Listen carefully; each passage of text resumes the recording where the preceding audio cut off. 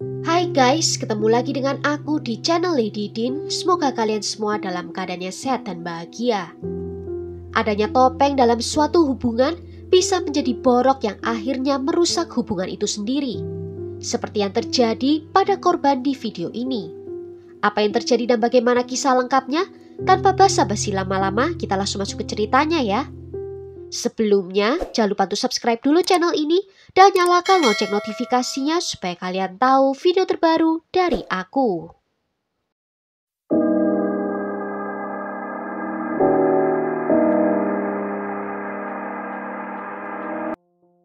Shanti Cooper menikah dengan seorang pria bernama James Cooper dan mereka memiliki seorang putra yang dinamai Jackson. Sayangnya pernikahan tersebut akhirnya berakhir dengan perceraian pada tahun 2013. Bertekad untuk kehidupan yang lebih baik untuk dirinya dan putranya, Shanti mengemasi barang-barang mereka dan pindah ke Orlando untuk memulai kehidupan baru sebagai seorang ibu tunggal. Memulai babak baru dalam hidupnya, Shanti bekerja keras untuk menjadi sukses dalam bisnis perangkat lunaknya dan mencurahkan hati dan jiwanya untuk menjadi ibu yang terbaik yang dia bisa. Tujuannya adalah untuk memberikan putranya Jackson kehidupan terbaik, sementara Shanti berkembang dalam karirnya dan menikmati hidupnya. Sebagai ibu tunggal, dia merindukan pasangan yang bisa diajak berbagi kehidupan dan yang bisa menjadi figur ayah bagi putranya. Di bulan Maret tahun 2013, Shanti memutuskan untuk bergabung dalam situs kencan Match.com dan tak lama setelah bergabung di situs itu, dia bertemu dengan seorang pria dari Minnesota bernama David Trones yang juga baru saja bercerai dari istrinya dan ingin memulai hubungan baru. David sendiri adalah pria yang menarik dan kaya raya. Dia pernah bekerja sebelumnya sebagai tenaga penjualan untuk perusahaan 3M. Dia memberitahu Shanti kalau dia juga mendapatkan warisan senilai jutaan dolar dan memiliki kesempatan untuk bisa melakukan apapun yang dia inginkan. Tidak butuh waktu lama baginya untuk membuat Shanti terpesona dan hubungan di antara keduanya menjadi sangat serius. Meskipun tinggal berjauhan satu sama lain, jarak tidak menjadi masalah bagi keduanya. Bahkan hubungan mereka berkembang cukup cepat melalui banyak panggilan telepon dan pesan teks hingga larut malam. Setelah hanya 5 bulan berhubungan, pada bulan September tahun 2013, David pindah ke Orlando untuk tinggal bersama Shanti dan putranya. Mereka akan memulai hidup baru mereka bersama. Shanti merasa sangat gembira dengan cinta barunya dan akhirnya merasa seperti dia telah menemukan apa yang hilang dalam hidupnya. Pada bulan April 2015, David membuat keputusan untuk membeli rumah megah seluas 400 meter persegi di Delaney Park, sebuah lingkungan yang mewah. Rumah tersebut senilai $607.500 Amerika dan dia menggunakan dana pribadinya yang dikumpulkan dari hasil kerjanya dulu. Mereka berdua jatuh cinta dengan sebuah rumah yang lingkungannya berlokasi dekat dari pusat kota Orlando. Karena rumahnya bergaya Victoria yang klasik, mereka ingin memberikan nuansa yang lebih modern melalui renovasi. Mereka sepakat bahwa Shanti akan membiayai renovasi, sementara David yang tidak bekerja pada saat itu akan bertugas mengawasi renovasi itu. Seiring berjalannya waktu, biaya renovasi mulai bertambah, namun renovasi tak kunjung selesai juga. Dan keretakan mulai terbentuk dalam hubungan mereka. Namun keduanya masih sangat berkomitmen satu sama lain dan memutuskan untuk menikah pada tanggal 22 Februari 2017. David menjadi ayah tiri dari Jackson dan ketiganya mulai tinggal bersama. Tak lama setelah pernikahan, proses proyek renovasi menjadi tidak terkendali. Dan renovasi yang semakin meluas membuat Shanti dan David terpaksa pindah ke kamar tamu yang terpisah bangunannya dengan bangunan rumah utama. Shanti mulai merasa frustasi karena harus tinggal dalam ruangan yang lebih sempit, ditambah dia harus menjalankan bisnisnya dari rumah. Ketika keputusan dibuat untuk mengganti seluruh bagian dalam rumah, semua beban keuangan jatuh di atas pundak Shanti. Prosesnya yang berjalan lama membuat biaya renovasi sudah mencapai $250.000 Amerika. Meskipun telah mengeluarkan $1,4 juta ke dalam proyek tersebut, masih belum diketahui kapan proses renovasi akan selesai. Dan David yang mengawasi jalannya renovasi seperti kehilangan arah dan makin banyak uang yang terbuang. Shanti merasa muak harus menanggung biaya renovasi yang semakin membengkak. Dan fakta baru terkuak, David yang mengaku seorang jutawan ternyata tidak memiliki harta apapun. Bahkan rumah yang dia akui bayar dengan uang tunainya sendiri ternyata bukanlah dia yang membelinya. Dia menaruhnya dalam perwalian dengan nama ibunya. Entah apa ibunya yang membelikan rumah itu atau David melakukannya untuk melindungi asetnya jika hubungannya dengan Shanti tidak berhasil. Stres yang dihasilkan situasi ini mengganggu hubungan mereka. Dan karena semua stres yang dialami Shanti dan banyaknya pekerjaan konstruksi yang terjadi, mereka memutuskan untuk pisah ranjang. David kemudian pindah tidur di garasi, sementara Shanti tetap di dalam kamar tidur. Di pertengahan bulan April tahun 2018, dengan harapan setidaknya membantu jalannya renovasi, David menghubungi Kit Ory, seorang inovator sewa rumah terkenal yang tinggal di lingkungan yang sama. Kit bersama timnya memiliki reputasi untuk menghidupkan kembali rumah-rumah yang paling bobrok dan bisa menjualnya untuk mendapatkan keuntungan. Namun ketika Kit tiba di rumah David, dia sangat terkejut. Rumah telah dibongkar total hingga tiang penyangga pun hilang. Meskipun terasa berat, Kit menerima tantangan tersebut dan menerima persetujuan untuk menampilkan rumah tersebut di acara mereka. Syuting acara TV ini dijadwalkan akan dimulai pada awal Mei tahun 2018. Sebelum memulainya, Kit memutuskan untuk bertemu dengan David dan Shanti untuk terakhir kalinya untuk memastikan mereka setuju dengan rencana mereka. Mereka berdua setuju dan sepertinya memahami apa yang akan terjadi. Namun begitu pertemuan itu usai, Shanti buru-buru meninggalkan tempat. Kit merasa kalau Shanti merasa sangat frustasi terhadap suaminya sendiri. Beberapa hari kemudian, pada tanggal 24 April 2018, David menelpon dengan panik ke 911. Dia melaporkan kalau dia melihat istrinya dalam keadaan sudah tidak bernafas. Petugas paramedis segera dikirim ke rumah mereka, dan saat mereka tiba, mereka mencoba untuk menyadarkan Shanti. Tetapi usaha mereka gagal. Shanti dinyatakan meninggal dunia di tempat kejadian. Situasi di rumah itu dan keadaan David yang janggal membuat petugas medis segera memanggil penyelidik. Penyelidik dan tim forensik segera dikirim ke TKP di mana mereka mengumpulkan bukti dan mengambil foto-foto TKP. Saat ditanya oleh polisi, David menjawab dia pergi membawa anjingnya jalan-jalan di sore hari. Dan setelah kembali, dia memeriksa istrinya dan telah menemukannya mengambang di bak mandinya. Dia mengatakan kemungkinan istrinya jatuh terpeleset dan kepalanya terbentur yang membuatnya tenggelam. Setelah memeriksa TKP dan mendengarkan semua yang David katakan, penyelidik merasa ada yang tidak beres sehingga mereka membawa David untuk diinterogasi lebih lanjut. David menceritakan saat itu dia berada di ruangan lain dan dia mendengar adanya suara air dari kamar mandi. Namun dia tidak mendengar suara istrinya lagi. Dia merasa seperti ada yang tidak beres terjadi. Dia kemudian naik ke atas dan memanggil nama istrinya, tetapi tidak ada jawaban. Dia berasumsi kalau suara air membuat Shanti tidak bisa mendengar suaranya. Dia kemudian memutuskan untuk masuk ke dalam kamar mandi.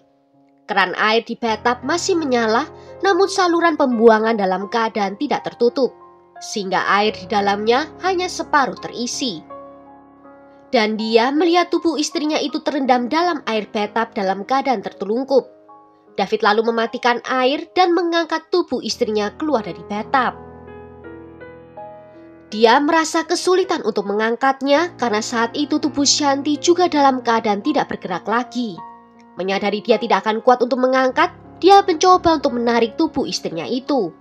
Dan dia menariknya sampai keluar dari kamar mandi dan kemudian mengangkatnya ke atas kasur di kamar tidurnya. David kemudian membalik tubuh Shanti dan mencoba melakukan CPR sebelum menelpon ke 911. Dan saat melakukan CPR itu, katanya dia melihat ada darah yang mengalir dari sisi kiri wajah istrinya. David dilepaskan setelah interogasi itu, dan selama 4 bulan berikutnya, penyelidik mencoba untuk mencari berbagai petunjuk dan memeriksa semua bukti yang ada. Dan semua bukti yang ditemukan tidak ada yang cocok dengan pernyataan dari David. Di bulan Agustus tahun 2018, mereka yakin telah mendapatkan cukup bukti untuk bisa menahan David. Dan dia didakwa dengan pembunuhan tingkat pertama. Dan selama menunggu persidangan, dia ditahan tanpa jaminan. Kasus ini sempat tertunda selama beberapa tahun, ditambah di tahun 2020, proses hukum makin tertunda karena pandemi COVID-19. Saat itu David juga kesusahan mendapatkan pengacara karena dia selalu mengganti-ganti pengacaranya. Hal ini diikuti dengan perdebatan mengenai kompetensi mentalnya untuk bisa diadili. Dan penampilannya berubah hanya dalam waktu singkat. Baru pada bulan Januari tahun 2023, dia dinyatakan mampu secara mental untuk menghadapi dakwaan. Namun pada bulan Maret, tim kuasa hukum David berusaha untuk mengubah pengakuannya dari tidak bersalah menjadi bersalah dengan alasan mentalnya yang tidak sehat. Hakim menolak permohonan ini dengan alasan batas waktu pengajuan yang telah lewat. Akhirnya pada tanggal 12 Oktober 2023, persidangan pun dimulai. Ini adalah beberapa argumen yang diajukan oleh jaksa untuk membuktikan David telah membunuh istrinya. Dalam interogasi awalnya, David menyebut kalau kepala istrinya terendam di bawah air dan menyatakan kalau air masih mengalir dari keran saat dia masuk ke dalam kamar mandi. Namun kesaksian dari petugas di TKP sangatlah berbeda. Dia melihat bathtub dalam keadaan kosong, tidak ada air, dan area di sekitarnya juga kering. Ada terlihat noda darah yang telah mengering juga. Pakaian Shanti tampak lembab, namun tidak basah kuyup seolah-olah baru dikeluarkan dari dalam bathtub.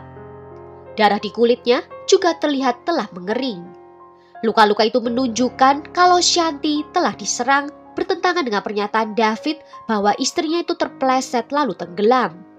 Juga menurut penyelidik, jika Shanti terpleset, dia akan jatuh telentang, bukan telungkup saat dirinya ditemukan. Pemeriksa medis menetapkan bahwa kematian Shanti adalah karena pembunuhan dan penyebab kematiannya karena pencekikan dan trauma benda tumpul, bukanlah karena tenggelam. Satu anting ditemukan di atas meja di samping tempat tidurnya, dan yang satunya masih di telinga Shanti. Hal ini menunjukkan bahwa dia sedang dalam proses untuk melepas antingnya sebelum naik ke tempat tidur ketika dirinya diserang. Dan satu-satunya sidik jari yang ditemukan di tempat kejadian adalah milik Shanti dan David. Tidak ada tanda-tanda masuk paksa ke dalam rumah dan tidak ada barang berharga yang diambil. Selama panggilan 911, sikap David juga berubah-ubah antara menangis histeris dan kemudian tiba-tiba berhenti untuk menjawab pertanyaan tertentu dengan tenang, sebelum akhirnya dia kembali histeris lagi. Panggilan itu terdengar seperti sudah dilatih dan tidak tulus, bahwa reaksi David terhadap kematian Shanti tampak seperti berpura-pura sedih. Seorang petugas menyatakan dalam pernyataan tersumpah bahwa David bertindak seolah-olah dia berusaha untuk membesar-besarkan rasa sedihnya. Penuntut juga menyebutkan bahwa Shanti telah menjadwalkan janji temu dengan dokter gigi pada pukul 10 pagi. Namun dia tidak muncul atau menelpon untuk membatalkan janjinya. Hal ini di luar kebiasaannya dan menunjukkan bahwa dia sudah meninggal di pukul 10 pagi itu, bukan di pukul 4 sore ketika David menelpon 911. David sangat ingin untuk bisa berada di acara TV Zombie House Flipping, tetapi Shanti tidak tertarik. Kit selaku pembawa acara memperhatikan Shanti tampak kesal dengan suaminya. Cincin pertunangan mahal yang selalu dipakainya juga hilang dari jarinya saat tubuhnya ditemukan. David mengaku tidak tahu di mana cincin itu, namun kemudian ditemukan di dalam tasnya sendiri. Aktivitas terakhir yang tercatat dari ponselnya Shanti pada pukul 11 malam di tanggal 23 April 2018, satu malam sebelum kematiannya. Sebagai seorang pemilik bisnis, layanan pelanggan adalah prioritas utamanya, sehingga Shanti selalu segera menanggapi pesan kliennya bahkan di luar jam kerja. Sehingga pada pagi hari di tanggal 24 April itu, ketika dia belum menanggapi satu pun pesan kliennya, itu membuktikan bahwa dia telah meninggal dunia dari malam sebelumnya. Kekakuan pada tubuhnya sudah terjadi saat petugas medis tiba di lokasi. Kejadian ini hanya dapat terjadi jika orang tersebut telah meninggal selama beberapa jam. Dalam persidangan juga terungkap bahwa David menjalankan kehidupan rahasia di luar pernikahannya. Tiap 3 bulan dia akan membayar uang keanggotaan di klub Orlando Athletic Ventures, yaitu klub kebugaran, sauna, dan menyediakan ruang pribadi yang biasanya melayani pria penyuka sesama jenis. Dari kwitansi juga menunjukkan bahwa dia mengunjungi tempat itu di hari pernikahannya. Dan sekitar 80 kunjungan lainnya di tahun berikutnya. Salah seorang karyawan memberitahu penyelidik kalau dia melihat David di klub itu melakukan hubungan intim dengan anggota pria lainnya. Sidang berlangsung 6 hari dan pada tanggal 18 Oktober 2023, juri telah mencapai kesepakatan putusan. Juri memutuskan kalau David bersalah atas pembunuhan tingkat pertama. Putra Shanti, Jackson, memberikan kesaksian dan menjelaskan bagaimana kehilangan ibunya telah berdampak pada hidupnya selama 5 tahun terakhir. Katanya, kepergian ibunya meninggalkan lubang di hatinya yang tidak bisa diisi atau diperbaiki. Ibunya tidak meninggal dunia dengan damai, tidak pantas menerima apapun yang terjadi padanya. Dan pihak keluarga telah menunggu keadilan selama sekitar 5 tahun. Mantan suami Shanti juga bersaksi. Dia menyatakan bahwa Jackson adalah anak yang mereka nanti-nantikan dulu. Mereka menunggu selama beberapa tahun sampai akhirnya Shanti mengandung. Terlepas dari perceraian yang terjadi di antara mereka tetap berusaha untuk menjadi orang tua terbaik bagi putranya. Dan dia mengutuk perbuatan David yang merusak itu semua, terutama mengambil hal yang paling spesial bagi putranya, yaitu ibunya sendiri. Sesaat sebelum hukumannya dijatuhkan, David juga mendapatkan kesempatan untuk menyampaikan sesuatu. Namun David menolak untuk memberikan pernyataan. Pada akhirnya, pengadilan menghukumnya dengan hukuman penjara seumur hidup atas pembunuhan tingkat pertama terhadap istrinya. Well, sampai di sini dulu cerita kali ini. Bagaimana menurut kalian tentang kasus ini? Tulis ya pendapat kalian di kolom komentar. Akhir kata terima kasih karena sudah nonton video ini sampai akhir. Sampai jumpa di video berikutnya. Ciao!